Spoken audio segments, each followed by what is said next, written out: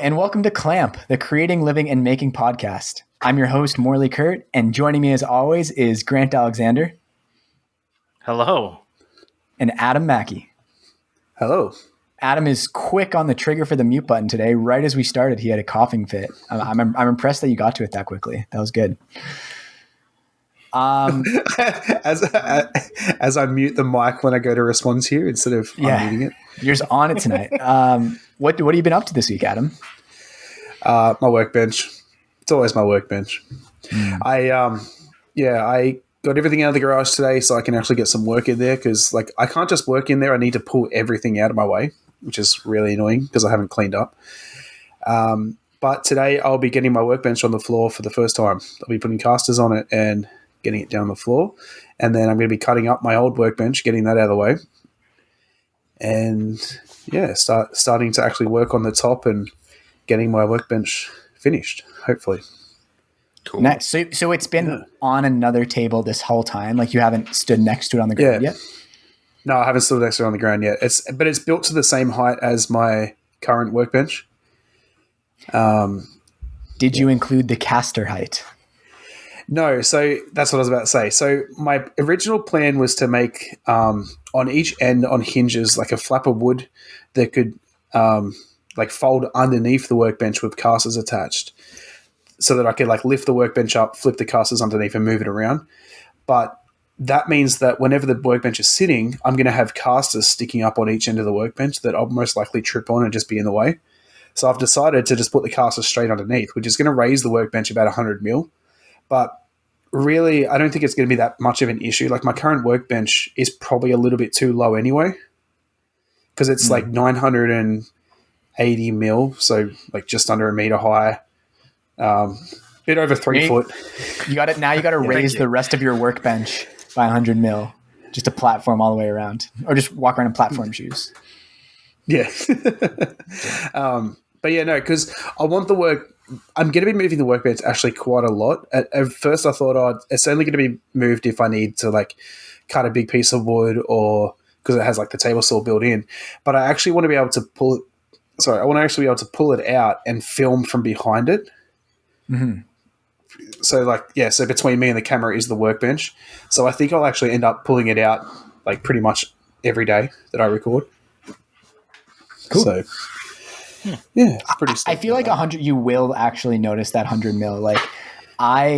So in my old apartment workshop, I noticed that my shoulders were getting sore when I was working, or my neck was getting sore when I was working at my workbench. So I actually cut about an inch off of each leg at my chair because I figured out that I was too high over everything and I was hunching over, and it made a big difference. If you're working at something every day, I think those small differences do make a difference. Yeah, but as I said, I think my current workbench is a bit short. I am a tall guy, so it may not be for the worst, but I think it is something you will notice. It's pretty much going to bring my workbench up to hip height. Nice, that's good. Right. So, you're 6'2"? 6'2"? 6 even. 6 even. Yeah. Yeah. So the workbench is going from 3 foot 2 to about 3'3". You're really mixing units this episode. Mils, feet, inches. Meters. Yeah. Nice. That's cool. Well, this week, in preparation for staff training at the STEAM project, I thought it would be cool to have everyone make their own notebook and do some bookbinding. So I started doing some research and then very quickly got drawn into a rabbit hole, which is absolutely fascinating. Bookbinding is a whole world onto itself, much like leatherworking or woodworking or 3D printing is. So I decided I'm going to do a pretty simple bookbinding exercise with the instructors. And then on my own, I'm going to do a full-on case-bound leather book, kind of like Jimmy DiResta's leather-bound notebook. So I spent a lot of this weekend looking at different types of paper to figure out what I wanted to order. So I got some really nice 100% cotton paper that unfortunately is not going to arrive until this weekend. But it's been super cool. Wow. It's so pretty, and it seems satisfying in a way similar to leatherwork. All quiet hand tools and trying to get as clean results as possible. What's up, Grant? Did you order it from like a place called what? Oh, we got a delay. Just go on. Did you order it from like a place called the Papery or some other type of fun location like that, or did you just get it on Amazon? I did look at, there is a store called the Papery in Toronto, but all of their paper is like the big sheets of like Japanese paper, sorry, which I'm sure I could use, but it was a little intimidating, just because it was like there's all these terms in paper making as well. So I was looking at, some local stores, and I am getting a bunch of supplies from a local art store here. But at the end of the day, I did get the paper itself from Amazon, just because I wanted to not be rushing all around town in the small amount of off time that I have. It stinks because it's definitely a craft that benefits from shopping in person. Like I would ideally like to feel all these papers and see the different weights and how they feel. So that's one of the reasons why I had to do so much research, was because I couldn't check out any of this stuff in person. And hopefully it's good. I mean, I'm going to use it. Yeah, it's really annoying. So that was fun. And it was nice to actually like get some stuff ordered. And I also put out the kerf bent chair video, which I was very happy with. And YouTube was happy with it apparently as well, because the old man in the basement gave me the big thumbs up and is just recommending that video to everyone, which is very, very nice. Nice. Yeah. And then I've also kind of got back on the stacked handle for the maul I'm going to make. Since we got the bigger laser at the Steam project, it's really nice because essentially I'm laying out all the discs in a line, and this piece of leather that I want to use is very linear. So I can just put the entire thing on the big laser and have it cut out every single disc in a line. It just worked out very nicely that way. So probably will cut. Do you have a CNC at the Steam project as well? Yeah, we have two actually. We have a Shapeoko and we have a Nomad, which is the small enclosed desktop one. So if you were going to buy one machine now, personally, what would you pick, a laser or a CNC? I wouldn't buy either because I'm in an apartment. But if I wasn't in an apartment, I would definitely buy a laser. Okay. Yeah. Maybe I should try and get a laser instead of a CNC. Well, they have different use cases. The way I work as well, like I love how fast the laser is and how quickly like you can go from Fusion to make files. And I guess a laser is going to be a lot limiting in size though, isn't it? Like a CNC, I would get like a 3 foot by 3 foot bed. Yeah. So for a 3 foot by 3 foot bed size, it will be much cheaper for a CNC than it would be for a laser. Like you could get you're looking at like 10 grand if you want a 3 foot by 3 foot laser minimum. Yeah. There's a pretty big variety. Anyway, that's a whole nother rabbit hole we could go down. I'm just wondering because we're planning on buying a CNC in a couple of months. I also just have way less experience with. I also just don't have a lot of experience with the CNC. Like I've used it a bit at the Steam project, but it's not very natural to integrate it into our workflow. We're actually actively trying to figure out how to use it more with the students and maybe get like a bank of desktop CNCs in the same way that we have a bank of 3D printers so that we can have multiple kids using them at the same time. They're just very expensive for their size. Like the desktop ones aren't much cheaper than the big ones. If sometimes they're more expensive. I can't give a unbiased view, but I based on using the laser a lot and enjoying it, I could definitely see myself getting a laser. The part I can add into this, I think, is that it all depends on how you think. And if you think in like 2.5D, then I think a laser is the way to go. And if you think in 3D, then I think a CNC is the way to go. Yeah, well, I think with CNC, like our plan is to make a lot of signs, which you could do with the laser as well. But I guess CNC is going to be thicker wood. Like I can actually cut a sign out of like a 1/4 inch or 3/4 inch. A lot of sign shops are centered around a laser, not a CNC. Which I think is where we might actually get one up. Because like So lasers, you're going to be getting like 3 mil MDF for all your signs and all that sort of stuff. Whereas a CNC, I could pretty much cut it out of any thickness of wood, sort of thing. Yeah, that's true. So Again, so depends with on the type of sign. Yeah. Yes. What a lot of people do is they take something and they take a thin piece and glue it together. So they cut the like text out. So you couldn't have like even well, you could stack a whole bunch of them. But yeah, totally. If your thought is I want to cut 3/4 inch material, you're not doing it with the cheap laser. Yeah. I also know that it's the in thing at the moment, but I don't really like the burnt edges on the sign, like with the laser. Which you don't get with CNC. So anyway, back to whatever we're working on. Well, I also want to say, like, I do want to get more experience with the CNC. I just haven't yet, but like, especially doing chunkier wood stuff. That is a thing we just can't really do with a laser, even with the 100-watt one. Like, I was cutting the other thing. Sorry, just to add on a little bit onto this, but even with a high powered laser, it's not that you can cut through 1/2-inch plywood. You can cut it through 1/2-inch plywood if it has a certain number of plies. But if you add more plies, it's really difficult for the laser to get through all the layers of glue and resin. So it's not as simple as like bigger laser cut through thicker stuff. It just doesn't always work that way. Yeah, I do feel like a laser would be a lot more limiting, especially with material types and stuff. Yeah, definitely. That's true. Grant, have you finished the bicycle yet? Well, it is almost done. It is literally, I took it for a test drive yesterday. The only thing that's not done is the seat. And I posted something up on my Instagram stories, and I didn't see it until after I posted it. And apparently everyone thought it was a leather thong. But I just thought, oh, wow, how much work have I gotten myself into because of how many stitches there were. But everyone thought it is, what have I gotten myself into, and thought it was something sexual, which I guess, judging by Austin, he posts the results of his like what am I working on are all sexual. But anyways, it's almost done. It's just waiting for the seat. But I took it for a ride and everything worked, and I was very happy with that. It was a lot of like without a seat. I grabbed a seat off a different bike. What did you sit on? No, I grabbed a seat off a different bike. Just sat on the pole.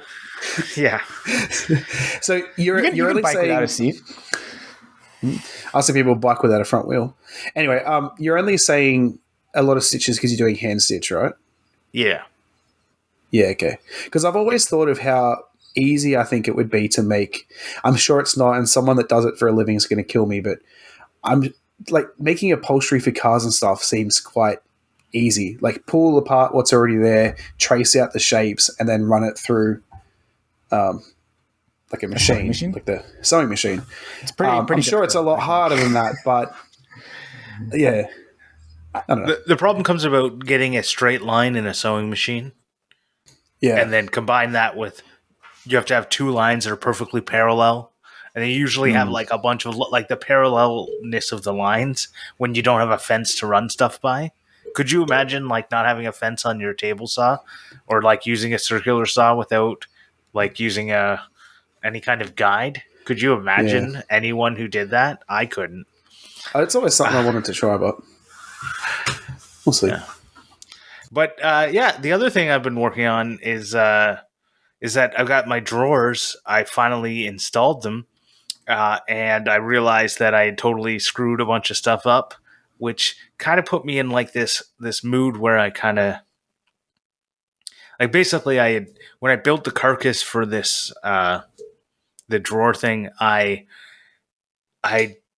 just measured something wrong clearly, and the drawers now have like what I call angry eyebrows.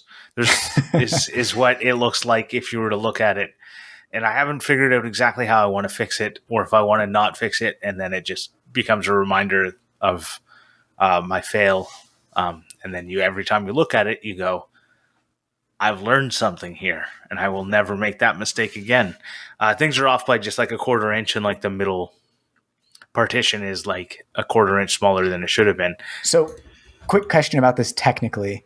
Like, based on how it's constructed, if you were to, so just to re-explain it again for the viewers, the listeners a little bit, the center vertical piece is a little short, so it pulls down the center of the shelf slightly, so it curves downwards, right? Mm-hmm. So let's say you just cut directly through that center support. Do you think that it would spring back up, or is it like attached elsewhere as well? So it's also attached elsewhere with a piece that I put in afterwards, that I measured and put in afterwards. So I would have to cut that piece down as well. So I'd have to cut two pieces apart. And then on top of that... all the drawer slides are on it?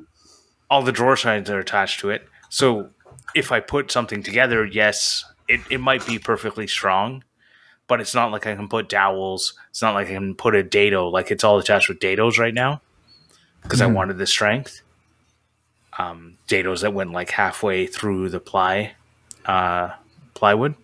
So you're putting on drawer fronts that are going to hide like the drawer slides and everything, right? Yes. Have you got a multi-tool, like the oscillating tool? Mm-hmm. Have you thought of just cutting it along the top and then add in a 1/4 inch slit like into there to fill in the gap? You're not going to see it once the drawers are closed. It's not about the seeing it that I'm worried about. It's the fact that it wouldn't be as strong. I still think it would be plenty strong. I think it would, especially if you glued it into place. I think it would be fine for what you're using it for. You could also add some pocket holes like through the side into that 1/4 inch into the top part. But then I have to cut a piece above it as well. Like, why? Because there's another partition above it.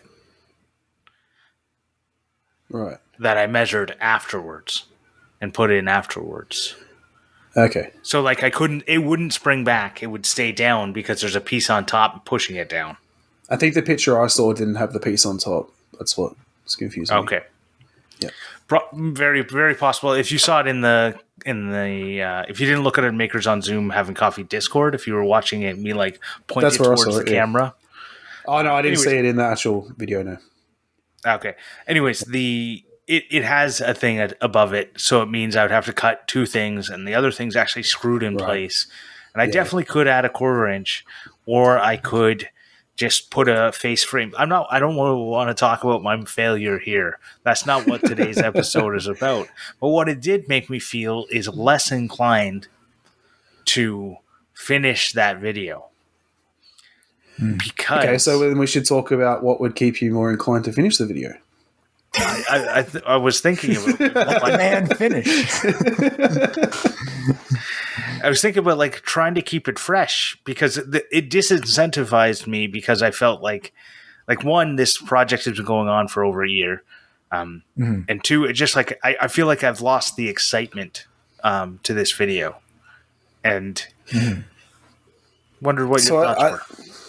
Okay, so in saying that, I think that this is actually a very common mistake that people would make. I know I've done it.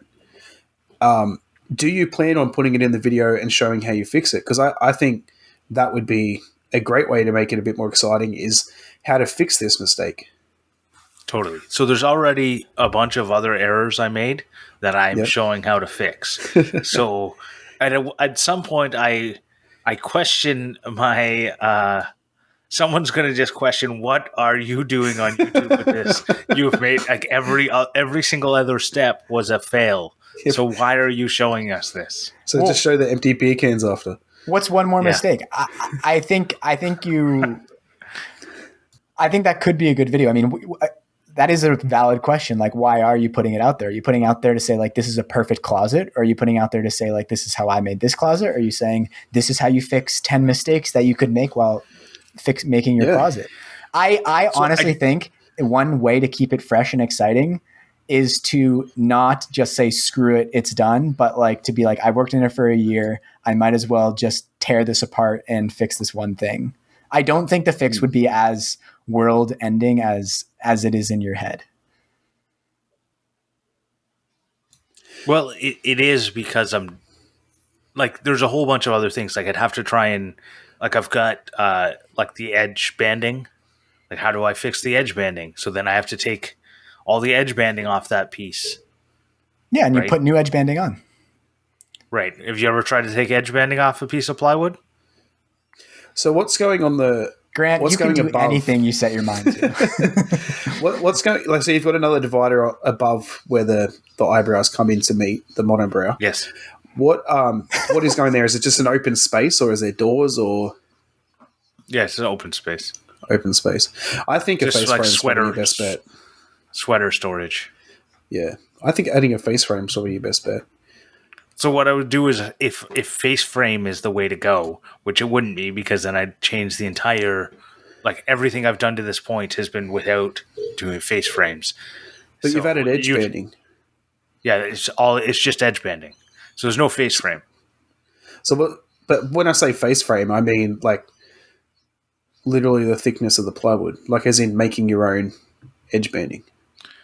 Right. So my edge banding is like 1/8 of an inch. So I'd have to make 1/8 of an inch, expanded.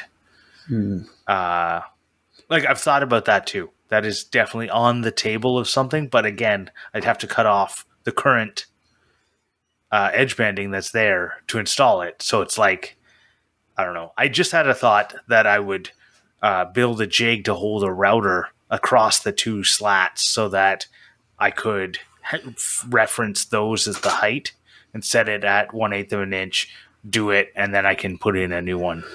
So How noticeable? Like I know I've seen a picture of it and I noticed it pretty quick, but like, would someone really notice it? Is it really going to be that big of an issue? Grant will notice noticeable. No, you won't because it's in a closet. So No, you will. You will notice it. You'll know it's there. But I don't care. Exactly. If I don't care, then no one else should care. The problem is because really, going to care.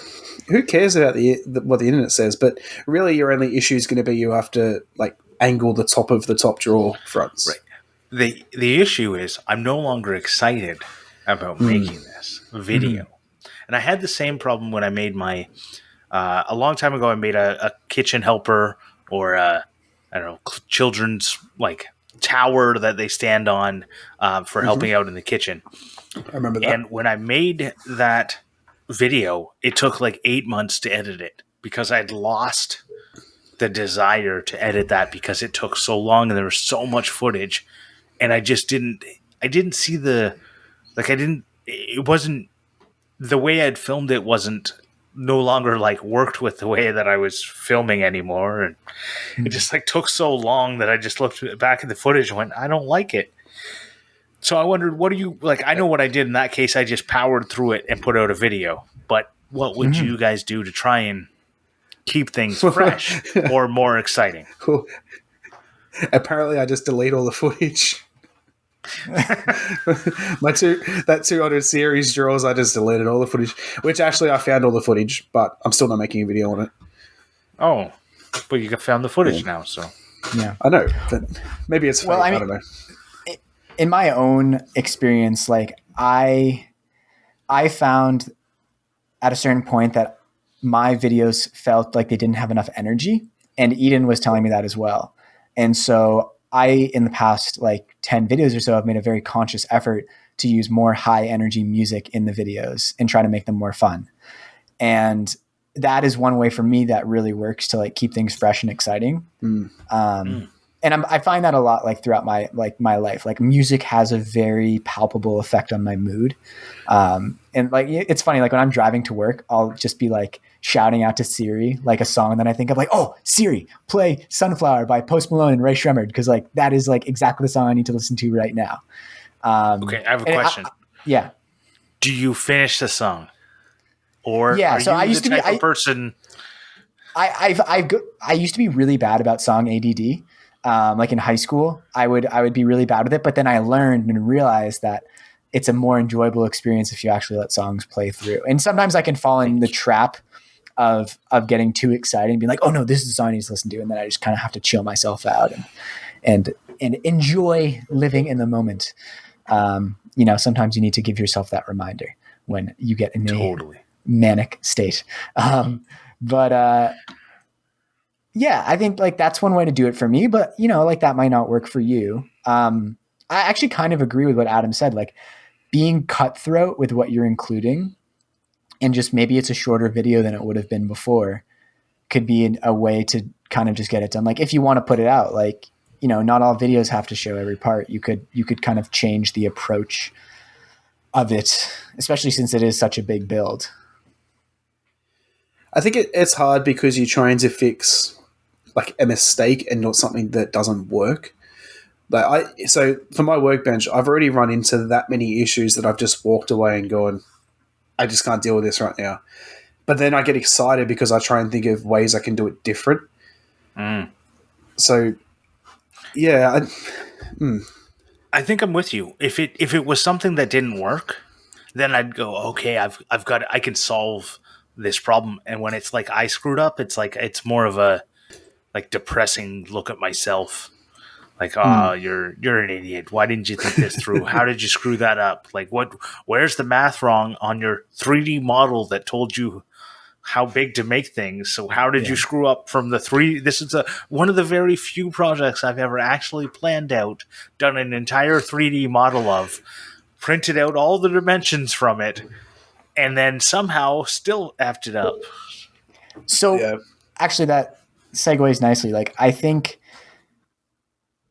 what you just said kind of speaks to like one of the reasons it's difficult to keep it fresh with it, because you have a very specific expectation about this project. Like, you put all this effort and time into it, so it should turn out exactly like you planned it. So it might be a problem more of mindset than of anything that you're going to do in the real world about it. Or maybe it is, because if you change your mindset about it, it might present an entirely new way of approaching the problem. Like, what if you just totally demolished that whole center assembly and turned it into something else altogether? Sure, it might not serve the exact same purpose that you originally thought, but maybe you could store something else there and it could be just different. It doesn't have to be exactly as you planned, and because it's not for someone else, you can really do whatever you want with it.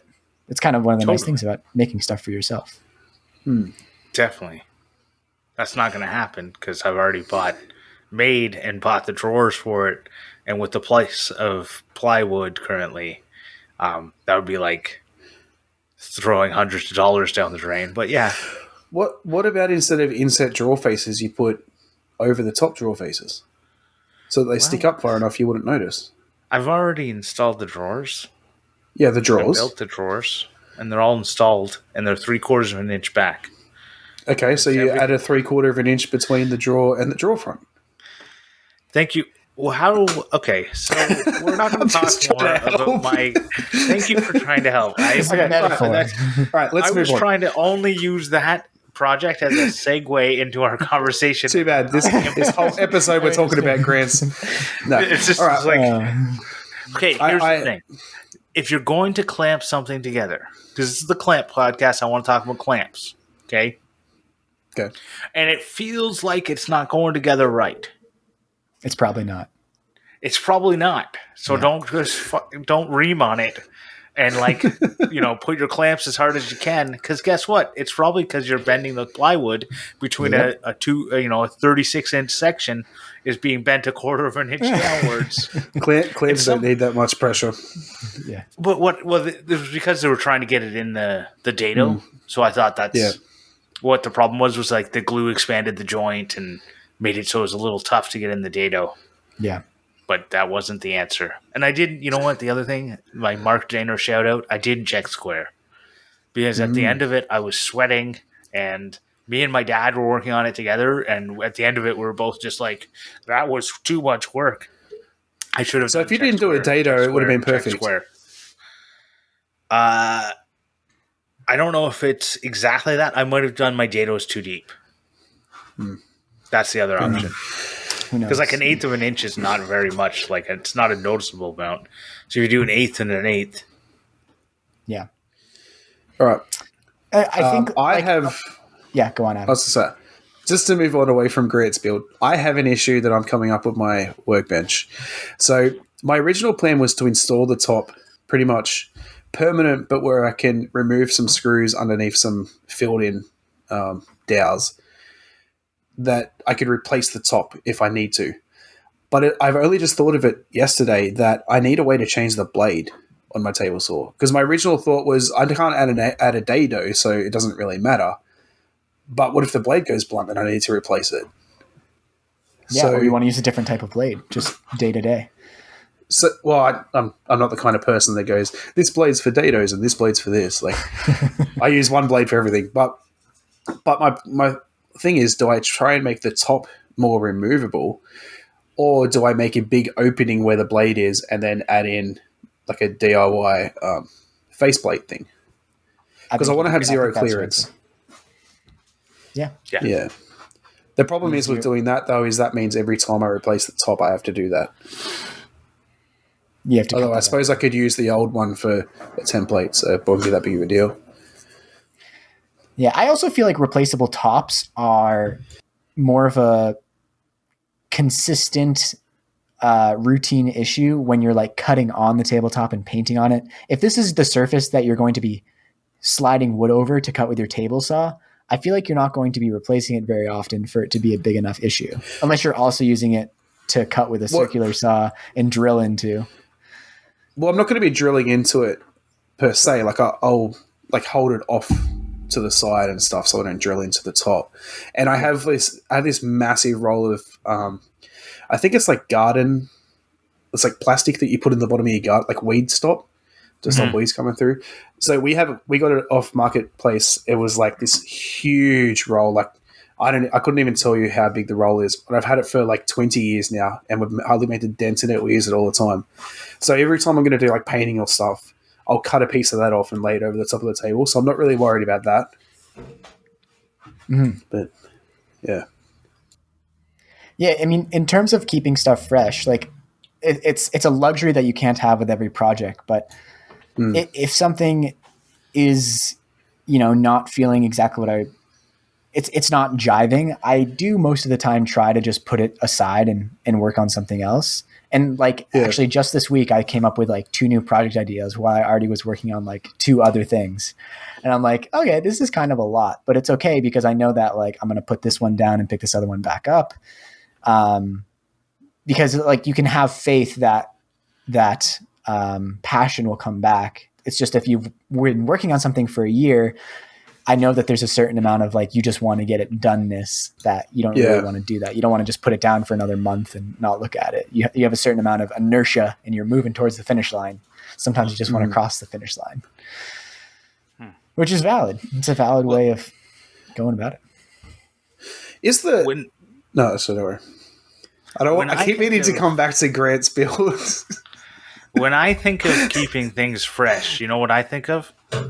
It's like Ziploc bags and Tupperware. Nice. Are you taking that anywhere else, or is that the end of that? That was the end of that dad joke. But I do what I actually think about trying to keep things fresh or exciting is I think about work on a different part of the project, right? So whether it's like you're working on the video and it's just like you're having a hard time, you're like thinking like I can't get through this. What can I do? Work on the thumbnail for a bit, right? Yeah, that actually makes a good point. Sorry, a couple of times I've got stuck on the build and I go start editing the video, and that gets me excited to get the build finished. Well, there you go.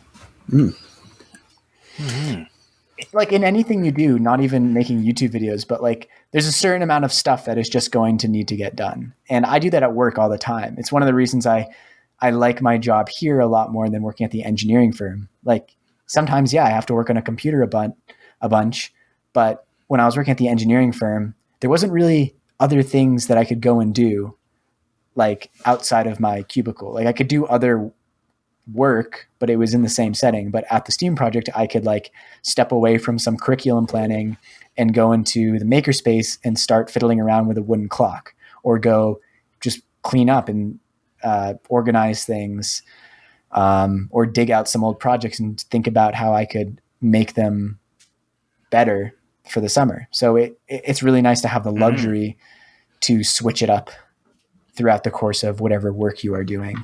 Like the other thing is, I remember to kind of switch gears a little bit. I remember when we did an Ask Us Anything quarterly, every 20 episodes. I can't remember how we decided that we're going to be doing them, but whatever it was, we did one of those. And Justin at Bear Make It was like, are you only asking this because you've run out of ideas? Right? But it is something to be said about just kind of like asking your friends for ideas. It can make it, Yeah. they can give you a fresh new direction, Mm-hmm. right? They can suggest something you never even ever would have thought of, right? Yeah. It's very easy to get stuck in your own head and your own ideas. And kind of like I was saying earlier, when I'm like in the car and I'm like, oh, I want to listen to this song that I've heard 50 times, but I feel like it fits how I'm feeling right now. It's cool to have the ability to do that. But I find that when I do that, I subconsciously am less creative because I'm listening to something that I've heard before and I know it's coming next and it's not spurring new ideas. Whereas when I listen to music that I've new songs I've never heard before that, is just like just released or something, it takes me a little bit out of my comfort zone and it allows me to look at things in a new way or have new ideas. It's like when you walk a different way to work, you're noticing everything different and finding things that break you out of your rut, like talking to other people. Totally. And I think one of the things that, like, the old days of TV and radio, I used to, like, come across new and exciting things all the time, be it new music, because I'd be listening to the radio instead of, like, my Spotify playlist that hasn't been amended since high school kind of thing. Or, like, I know, like, that's an exaggeration completely because obviously Taylor Swift's come out with new albums that I've downloaded. But like TV, I used to like have to flip through channels. And so I would definitely be coming across stuff and I would just see things that I otherwise wouldn't see. And now Netflix is only showing me, or YouTube is only showing me stuff back when, it's just they're only showing me what I already like or what they think I'm going to like. And you get in this like echo chamber of stuff and you can't find anything fresh or exciting. And I know David from Make Something, David Picciuto, has talked about like unfollowing all of his woodworking people on Instagram and only following like a completely new bunch of people just to try and get new ideas flowing in his head. Yeah. It's something that I I'm kind of definitely there think with about. him. I would Like I've stopped listening to, Go ahead. sorry, the lag, my bad. Keep going. Okay. I will go then. I'm pretty right there with him. Like I've stopped listening to a lot of podcasts, just not permanently, but just for periods, because I'm like, I get it. Like I hear what these guys are saying every week. I'm not getting anything new from this. I just need a change of pace. I need something different in my ears. Yeah, I'm the same. Even with YouTube channels, I'm the same. But I'm a bit opposite with you with the music. I find that if I'm listening to new music, it doesn't really inspire me. But if I put old music on that I know, it gives me that ability to just leave it in the background and focus on what I'm doing. Which is funny. So I've kind of always wanted to like stream games, and I learnt last week when we did the live stream was that I found it so hard to focus on what I'm doing and read the live chat. So trying to do, I don't know, I've always had an issue trying to do two things at the same time. So I think having that new music doesn't really inspire me. But in saying that, I think that when I listen to certain things like a podcast I'm using for inspiration, it helps give me that inspiration if that's its purpose. But I can't be doing something while I do that. Mm-hmm. Yeah, I have this bad habit of listening to Planet Money podcasts while I'm doing housework. And a lot of their podcasts, they'll do this thing where they like very quickly explain a very complex economic or geopolitical idea or thing that happened. And I have found myself pressing the rewind 15 seconds or pressing it twice, like 10 times in a row. Yeah. Because I'll start listening, I'll start washing dishes, and which spurs like kind of like freeform thinking for me. And then I have to go back. And it's like, it's this mixture of these two states of mind for me that like don't jive at all. Like for me, when I'm doing housework, it's a super daydreamy state and it's really bad. It's a really bad time to listen to like analytical, news-oriented economics podcast. I was like, I need to stop doing that. The amount of times I've watched a YouTube video and I'm like, oh, this is completely brand new to me, and I get halfway through and go, this seems really familiar, but it's because I've only caught bits of it while I'm doing something else. That's funny. Yeah. But So whenever I'm feeling that way and I'm getting this, like I'm hitting like rewind or I'm reading the same page over and over again, I stop that and I do something different. Yeah. Because I feel like I'm not getting it. Like whatever I'm trying to do, like there's nothing. I used to put on a podcast and then I'd be listening to it and there'd be like a 3-second gap. And in that 3-second gap of like no one talking because lag or whatever, you know, I don't know how anyone would ever have lag. Come on now. I would pull out my phone and I'd just open up YouTube and I'd be watching a YouTube video and the podcast is playing in the background. And that's when I realized like the only way I can listen to podcasts is when I'm doing a mindless activity like walking, right? Like you don't need very much mind to be able to walk.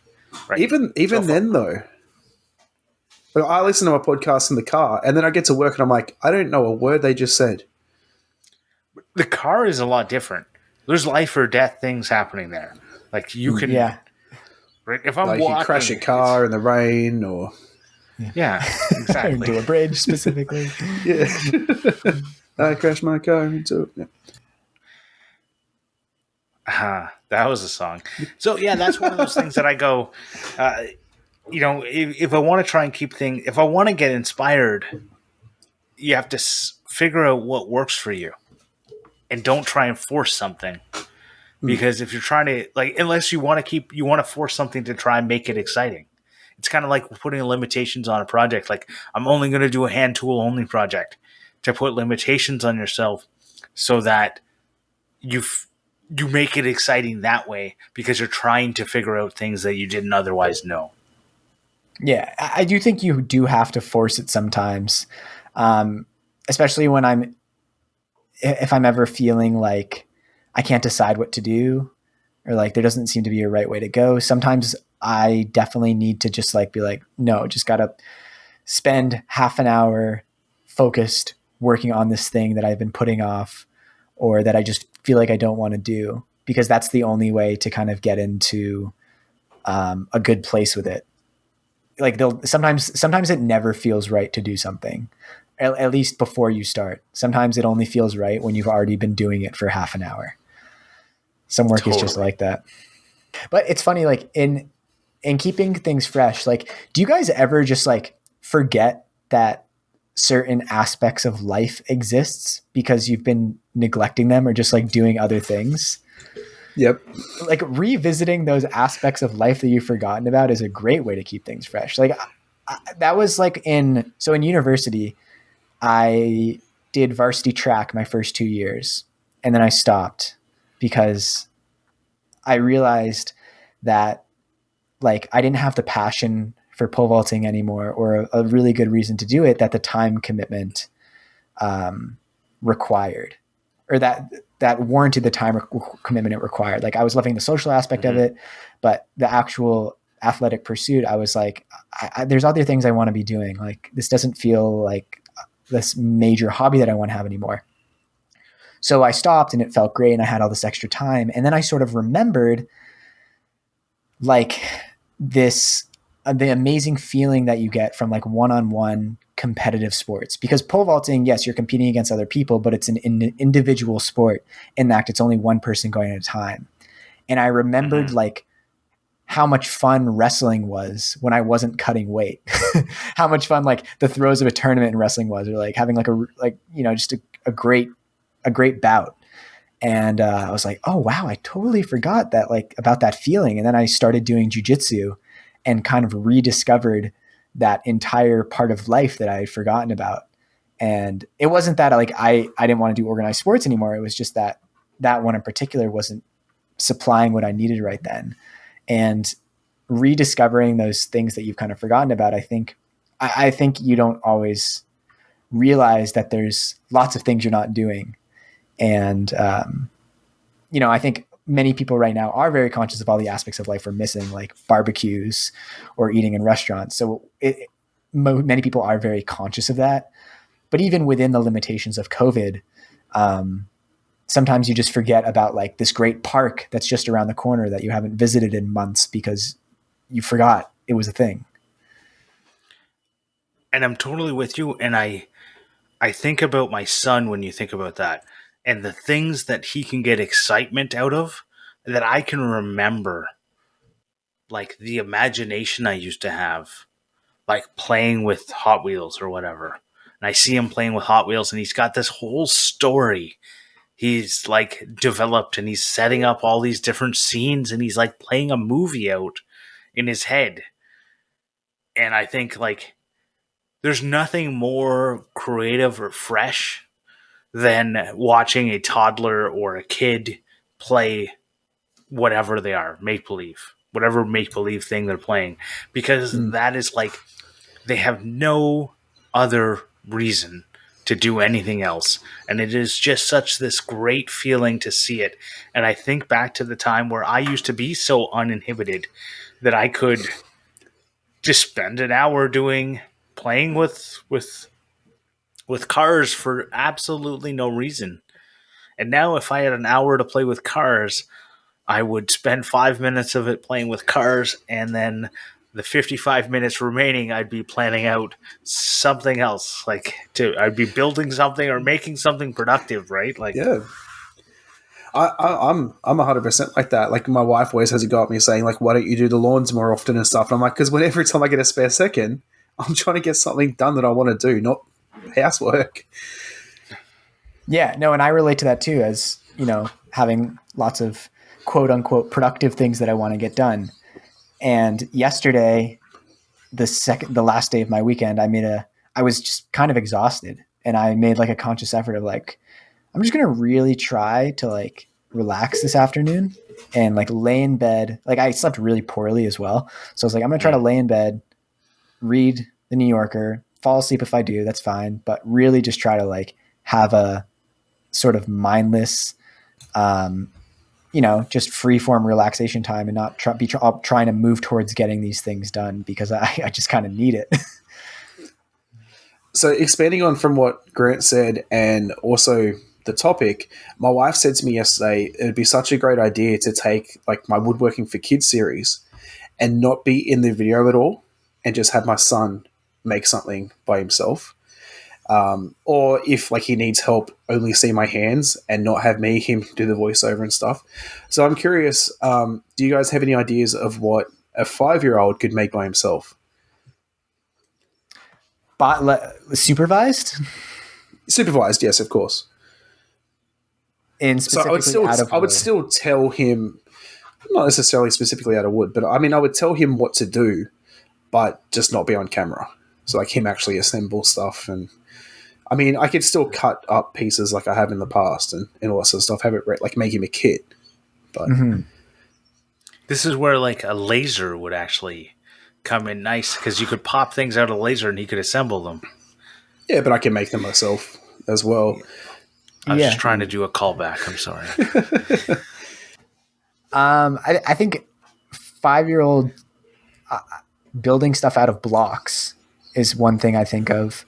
And what is wood but fancy blocks?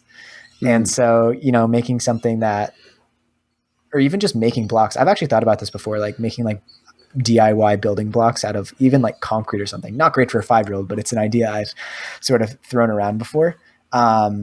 But making various structures, bases, forts, or little mini forts for action figures.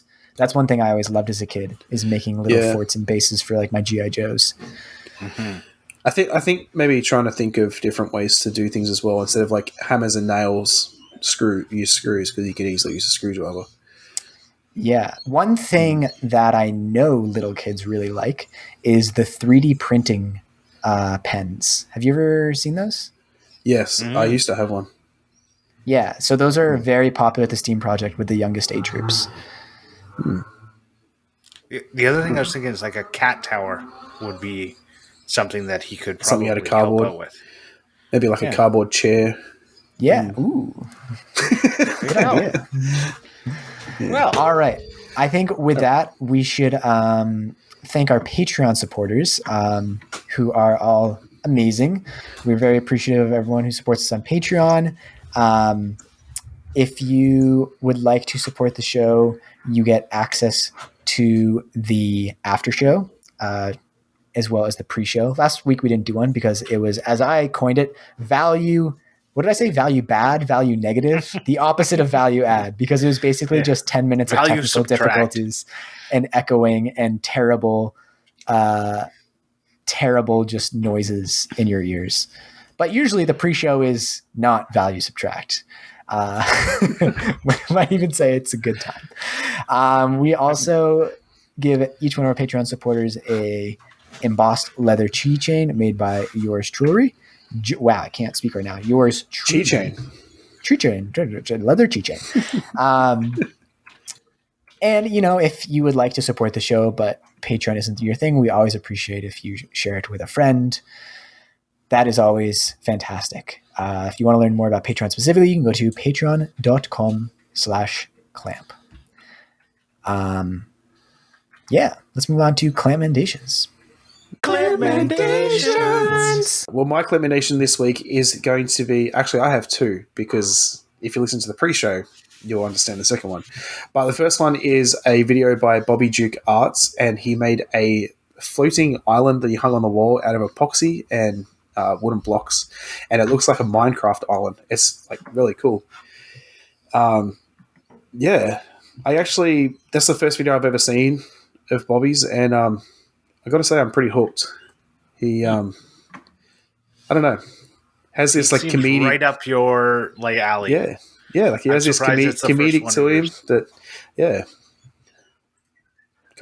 slowly becoming one of my second favorite channels at the moment. And my second one is a pretty old song, but it's a song called 679 and No Diggity by Jackson Bright, and it's a mix of 679 and No Diggity, great song. I more or less just put that in for... My clammendation this week is going to be Priscilla and Luke Smith. I think their last name's both Smith, but anyways, Peel and L. Smith. I'm assuming they're married, and I don't know, but it's 2021. I'm sorry.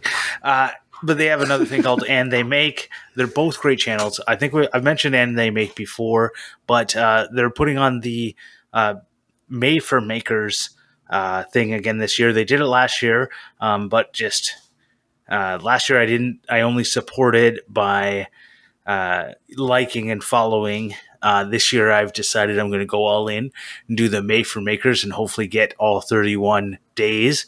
But it's something that you can follow along by following the hashtag Made for Makers 2021. And there's a prompt every single day in May that helps you to come up with some sort of content, share something about yourself or, a project you're working on or whatever. And then, go follow that. Yeah, I've also committed to doing that as well. But I don't know. I'll see if I get all the days done. Yeah. You don't have to get all the days done. It's all about picking days that work for you. Yeah. All right. So a few nights ago, Eden and I watched the trial of the Chicago 7, which she had wanted to watch for a little while, and I pushed back against a little because it seemed to me kind of just like a boring courtroom drama. And so the time before that she wanted to watch that, we watched Ocean's 13 instead, which is kind of the opposite of that. Also fantastic movie, but it was super good. It is a docudrama. No, is that the right word? Yeah, docudrama. Historical legal drama film, says Wikipedia. It is about the trial of 8 people who were charged with inciting riots at the 1968 Democratic National Convention in Chicago. It's very interesting, very emotional. It was probably not the best thing to watch starting at 9:30 because I couldn't fall asleep for an hour afterwards. It's very thought-provoking. and infuriating in some ways, that like this could actually happen. But as Grant told me during the pre-show, it didn't all exactly happen like that. I was so I was reading the Wikipedia article, and I just wanted to read this one excerpt, which I find really funny. In just Aaron Sorkin, who I think wrote it and directed it, some of his liberties. So they say,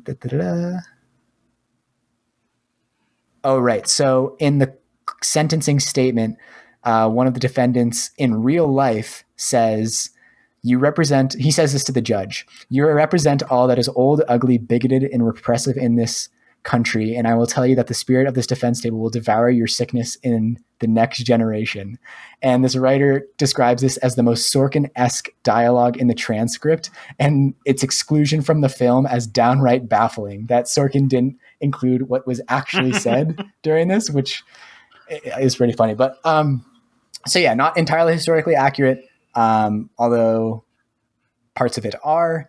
It's also just a great movie, separate and aside from any historical context. Sacha Baron Cohen, it's a very good dramatic role in it. So if you've only ever seen him in Borat or like Bruno or Ali G, it kind of shows off his acting chops for sure, because he's got a lot of them, as well as the rest of the cast. So yeah, go check it out. It definitely deserved its Oscar nomination, which I don't think it won.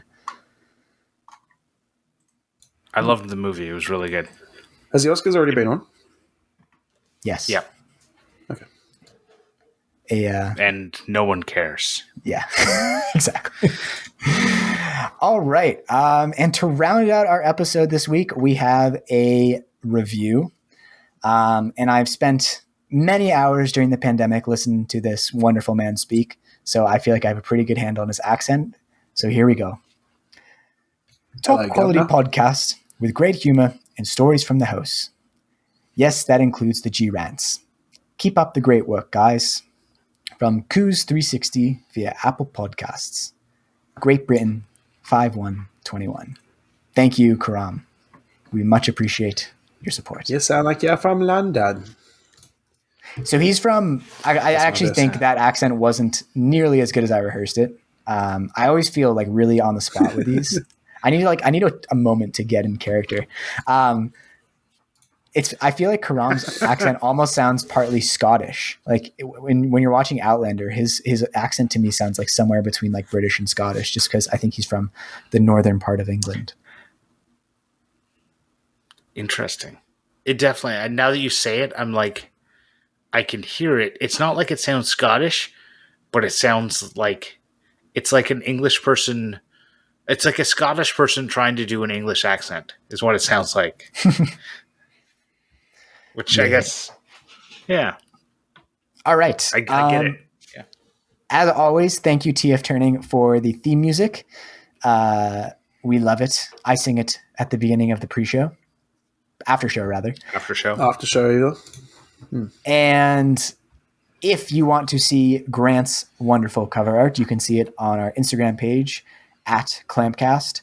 You can also follow us on Twitter at The Clampcast, and subscribe to us on YouTube, which is also called Clamp. Well, it's just called Clamp. But if you search Clamp Morley Adam Grant, it's just the channel that comes up. Get us to 100 subscribers. We're getting there. We're chugging our way along. And the entire episode from last week, which we recorded live, is currently posted there along with the live chat replay. So you can see what everyone was commenting in real time. So yeah, subscribe to our YouTube channel, like and subscribe. Anywhere else? Clampcast.com. If you want to see a little bit of the after, if you want to see a little bit of the after show, the live stream had the after show. So you get to see what we sometimes talk about. Well, actually, we deleted the edited one, so you actually get the pre-show, which was pretty dodgy last week, and the after show for free if you go watch it on YouTube. All right. Bye. Bye. Goodbye.